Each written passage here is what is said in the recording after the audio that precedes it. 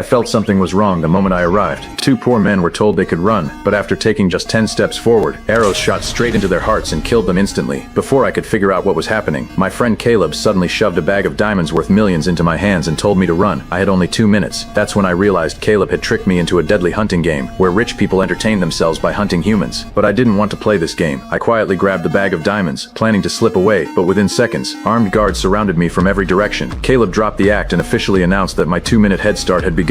With no other choice, I sprinted into the forest as fast as I could. 2 minutes later, the hunters loaded their guns and entered the woods to track me down. What they didn't know was that the roles of hunter and prey had already reversed, because I wasn't just anyone. I was a world champion boxer, an award-winning fighter. The hunters searched for a long time but couldn't find a trace of me, while I kept moving deeper into the jungle. Soon I reached a river and saw a woman's corpse floating there, an arrow stuck in her chest, clearly another victim of their hunts. Right then, a hunter in a hat came up with a plan. He climbed a hill, spotted me drinking water below, took aim, and fired. Luckily, I jumped behind a tree just in time. He charged down the hill to finish me off, but I seized the moment and dove straight into the river. By the time he reached the shore, I had already vanished. What he didn't know was, I had circled behind him. A second later, I dragged him into the water and landed 2 heavy punches, but the hunter was clever. He pulled out a stun baton and tried to shock me. At that point, I held nothing back. I unleashed a brutal combo, then slammed his head against a giant rock, killing him instantly. By the time the other hunters arrived, his body was already cold and lifeless.